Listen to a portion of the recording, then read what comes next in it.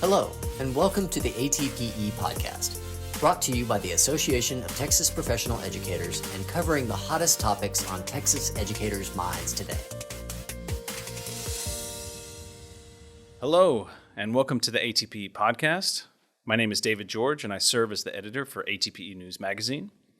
With the 88th legislative session soon coming to a close, lawmakers at the Capitol are battling over the future of public education policy.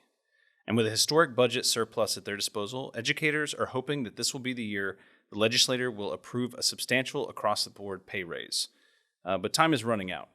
Today, we will discuss pending legislation as we reach the final stretch of the session and how you can still make your voice heard. We're joined today by ATPE Governmental Relations Director Monty Exter, one of the state's preeminent lobbyists on education policy. Welcome to the podcast, Monty. We're excited to have you. Yeah, thanks. With only 2 weeks left before the legislature will adjourn, what deadlines do we need to be aware of, and what bills are our ATPE lobbyists watching closely? Absolutely. So we do have some really important deadlines that are coming up, some at the end of this week and then some more next week. So there are some procedural deadlines specifically in the House that really regulate when they can hear bills up through towards the end of session. So, for example, we already passed a deadline a couple of weeks ago that now the House can't hear any new House bills on the floor. So coming up this Saturday is the last day for a committee to report out a Senate bill. So any Senate bill that's come over and has been heard in committee, if the committee doesn't vote it out and then actually turn in the committee report by Saturday, that bill is effectively dead. Then the following Tuesday is the last day that they can hear those Senate bills on the House floor, which means they have to hit a calendar effectively as soon as they're reported out to be able to be heard on the House floor. They have to be heard on the House floor in order to be able to pass. Then we have an additional deadline coming up just a little bit after that on Sunday the 28th. That's actually the last day for conference committee reports to get approved. So a conference committee is when you've got a bill that's gone through both chambers, but the bill doesn't actually match up quite in both chambers in terms of the language in it, and that's pretty common. So they have 5 members of each chamber form a conference committee. They try to bang out a compromise for the language, and then it has to be approved by both chambers by a vote. So again, Sunday the 28th is the last day that you can actually have a vote on approving those conference committee reports.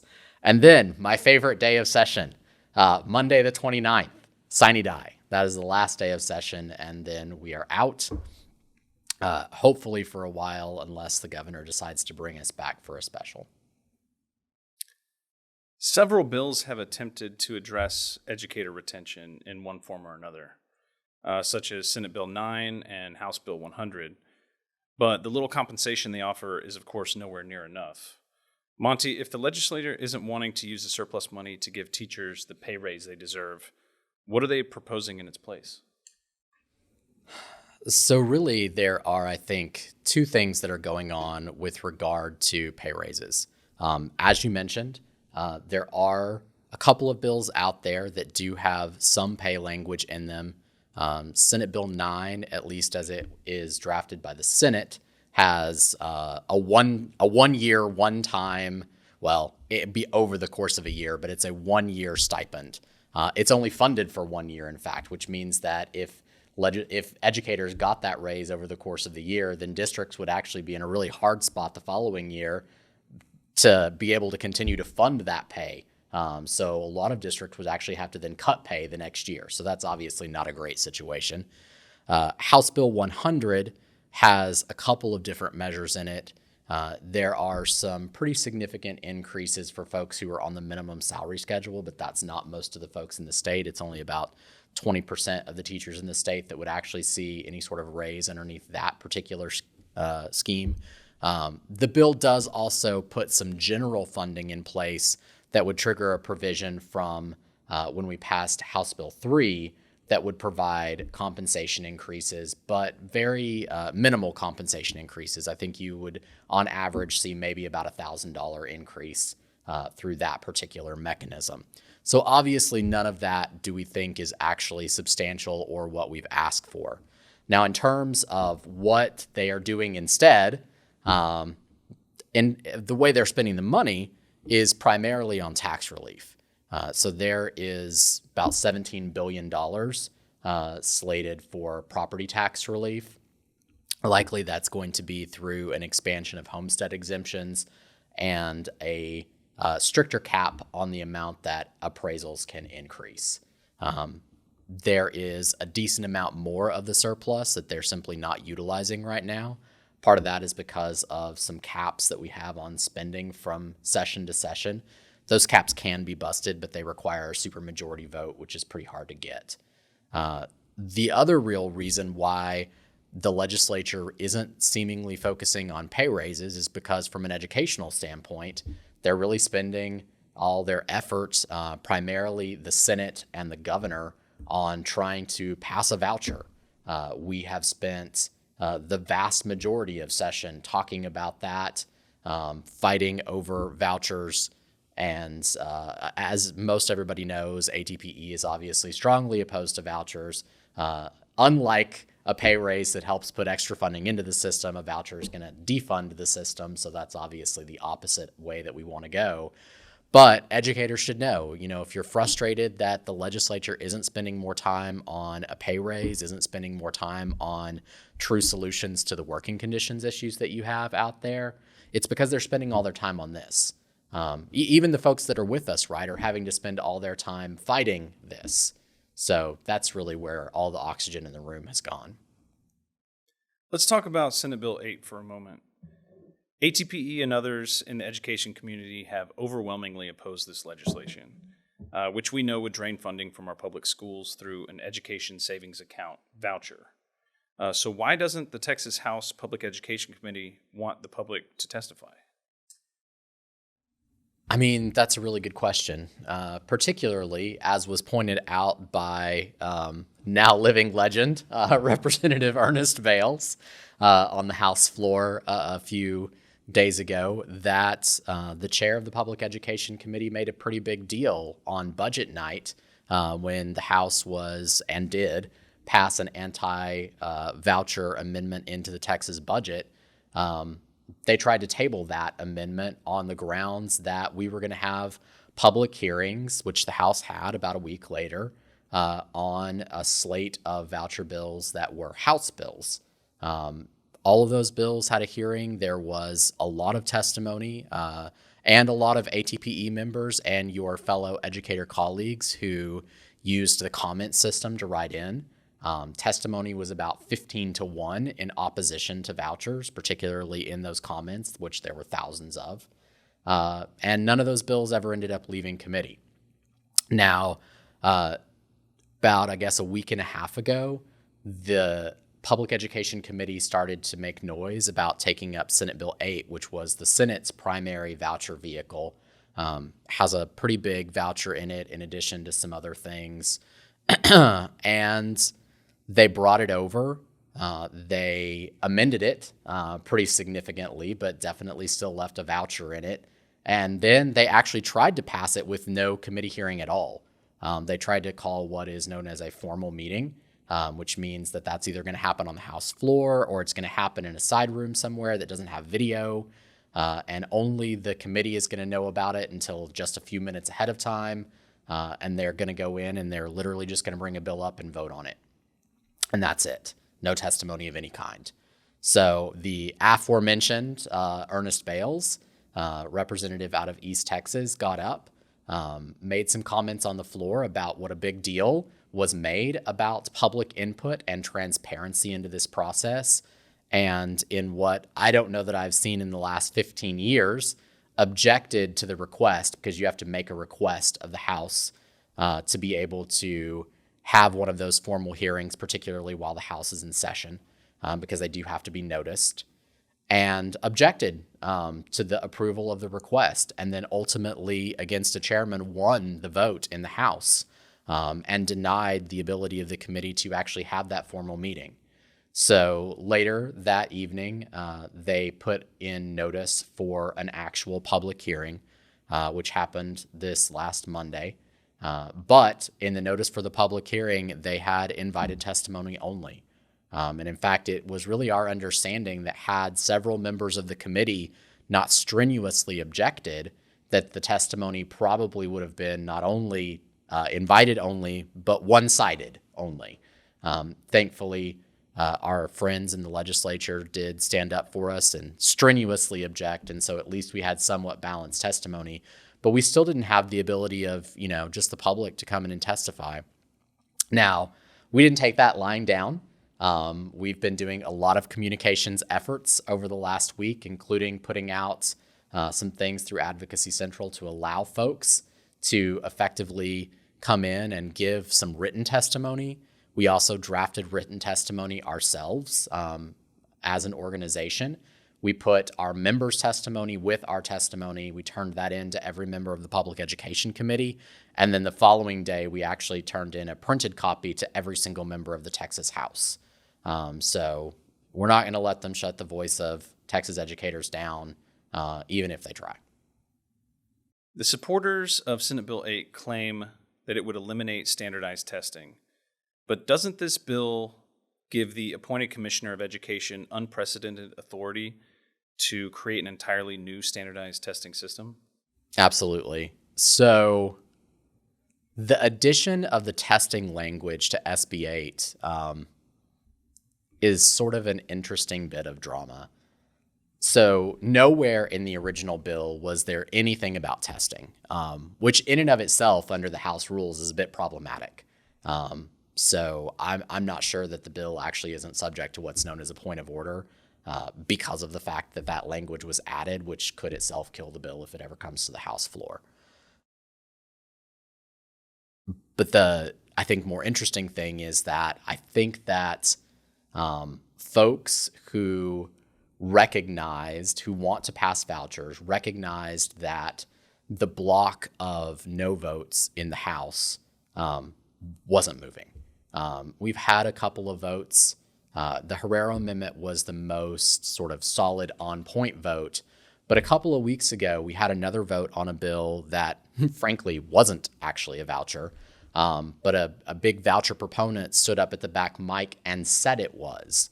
And based largely on that conversation at the back mic, that bill ended up going down on the House floor when it was expected to pass, and by a larger margin than what we won the Herrero vote by. And so it was becoming very clear that there was no way that just a straight up voucher bill was going to pass the House floor. So really, the addition of the testing language was intended to be sort of a spoonful of sugar, as communications director Kate has been calling it here at ATPE, to try to get down the medicine of a voucher. The thing is the sugar that they are using is actually rancid, because in fact, the language was primarily drafted by TEA Commissioner Mike Morath. I think that anybody who has any knowledge of TEA or Morath knows that he is not going to draft language that gets rid of standardized testing. There are several parts of it. First of all, he does give himself considerably more authority than he has right now, at least from a statutory standpoint, strips some of the things that are currently given to the SBOE away from them and to him, and gives himself some unilateral authority that maybe he would have needed some legislative approval for in the past, in terms of what he could do to redesign the testing system. It increases the number of tests in 3 through 8 from 1 a year to 3 a year. And you can have some good conversation about whether or not through testing, so testing throughout the year instead of once at the end of the year, is a positive or negative. But the bill was left so broad that we could literally end up with 3 full-size STAR tests in the year instead of just 1. Or even if you think about it in terms of replacing benchmarks with this through testing and having about the same amount of testing, now you have a scenario where your benchmarks are subject to accountability where they didn't used to be. There's just a lot that was unexplained about testing in this particular bill that's really, frankly, unacceptable. We also added an additional test at the high school level. We currently have 5 required tests. We would have had 6 required tests after this bill, should it pass. So there was a lot wrong with the testing portion of this bill. And even if some of the ideas were maybe okay, they're entirely unvetted. Again, we had no public hearing. This was brought up last minute and is really being pushed out in a narrative that's false, that is the narrative that we're somehow ending the STAR test. Both TAMSA, Texans Advocating for Meaningful Student Assessment, more affectionately known as Moms Against Drunk Testing, have come out against this. Raise Your Hand Texas, whose second biggest plank right behind being anti-voucher is being pro more rational accountability, has looked at this and come out specifically against this. I think actually the TAMSA opposition is particularly significant because in their opposition, they didn't even take a position on the voucher portion of the bill because that's not an issue area that they weighed into. They said that legislators should vote this bill down on the testing provisions alone, regardless of the voucher. And so I think that it's become better known pretty quickly that, in fact, the testing issue is a ruse, and it's not accurate to say that it eliminates standardized testing and potentially actually makes the situation worse. Battles over these proposed bills are really coming down to the wire this session. What resources do we as members and as an association have at our disposal to fight and win? Absolutely. So it really has been the engagement of educators in the field that has been winning the battle so far. Certainly we are down at the Capitol every day fighting for you as hard as we possibly can. But we're only a couple of folks, and we're not constituents of most legislators. In fact, most of us who are lobbyists for you happen to sit in districts that are firmly ensconced in one position or the other and not really swing votes. So it's important and has been important that you guys engage, and many of you, thousands of you, in fact, have been engaging. Primarily, that's been through Advocacy Central.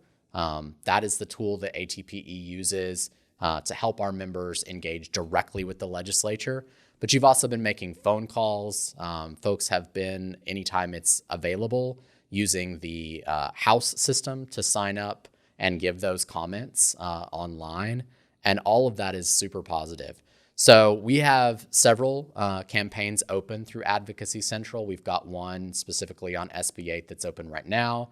We're probably going to update that here in the next day or two. I believe that we still have a petition open, so that's the easiest engagement. That literally takes less than 30 seconds to go in, pre-populates your information, and you just say, hey, I'm against SB 8. But we are asking for folks to go in and really utilize that campaign to send messages and continue to send messages to your legislator to let them know that you are opposed to this. And not only, I think at this point, that you're opposed to this, but that you are opposed to them spending time on vouchers and not taking care of business in terms of funding classrooms and funding pay raises.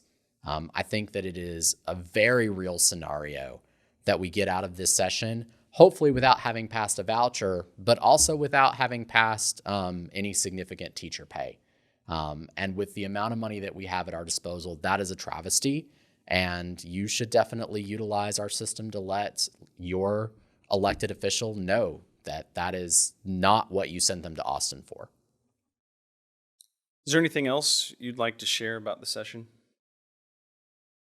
So, our hope is that the session does actually wrap up at the end of session. We may have to come back for a special. We'll certainly keep ATPE members in the loop if that's the case. If it's over the summer, then we hope that educators come to Austin. We hope you come to Austin anyway for Summit. But we also hope that you come if there's a special to make your voices heard. If they end up having it later in the fall, then we'll certainly engage folks then.